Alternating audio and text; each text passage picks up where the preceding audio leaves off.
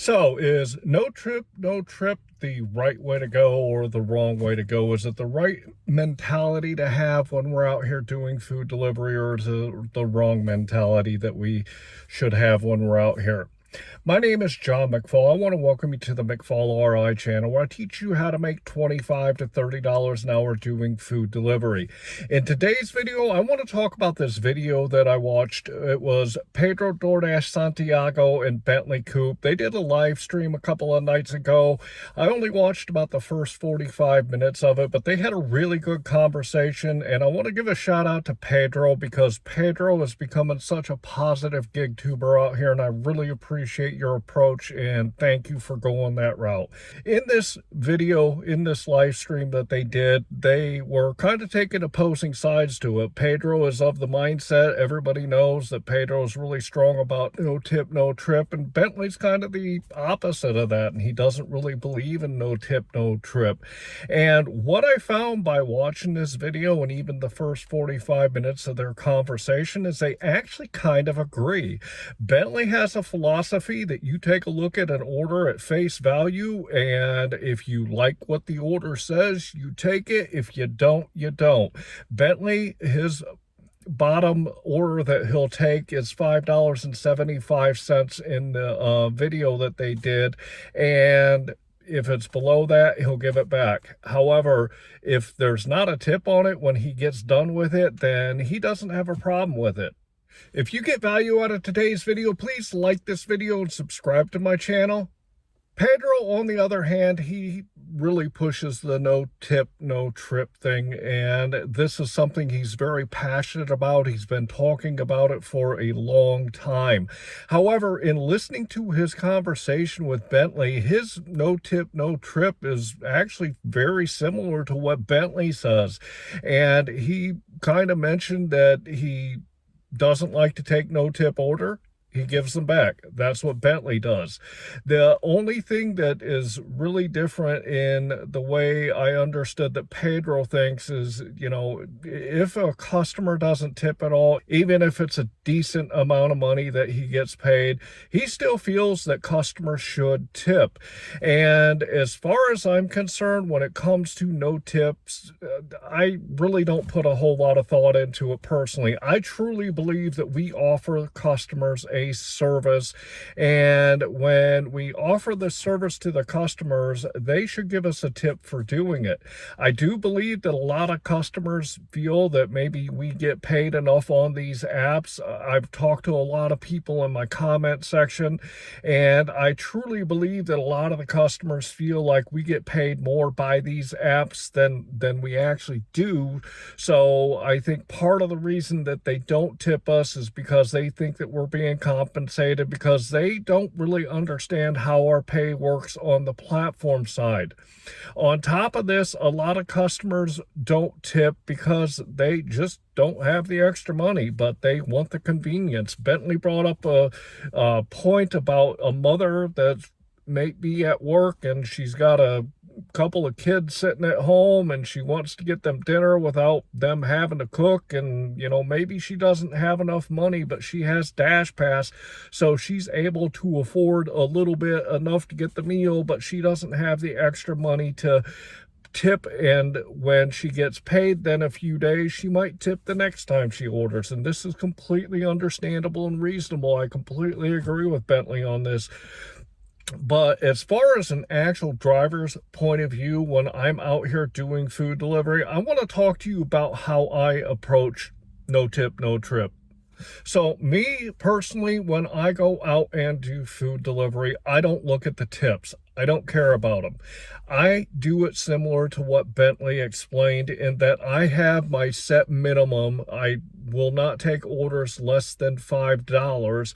However, this is as far as it goes for me. When I get done dropping off an order and I hit that the order is complete, I don't even really bother looking to see how much was the pay from the platform and how much the customer tipped. I got paid the amount of money at face value on the order that they sent me, me, and I simply go with that. I really don't think it's necessary for me to put much more thought into that. If it's paying me the dollars to hour, the dollars per mile, and the dollar per order that I set for myself, which is my own criteria in my marketplace, I don't have a problem with the fact that a customer didn't tip. Yeah, I think that customers ordering on these platforms should tip their drivers because they're asking us to do something that they are not able to or won't do on their own for themselves. So yeah, I do believe that customers should tip us when we're out here doing this service for them. However, at the same time, if the platform will compensate me enough to take care of my criteria and I'm okay accepting that order on face value, then when I get done with it, I just move on to the next one. So I know there's a lot of people out here that really are very passionate about the fact that customers should tip and this is the way it should be. But the thing is you're not going to really change the mindsets of the customers, especially when they see things on the news, on TikTok, on Instagram, on Twitter, on Reddit, wherever they are, and they see these bad stories about drivers when we're out there.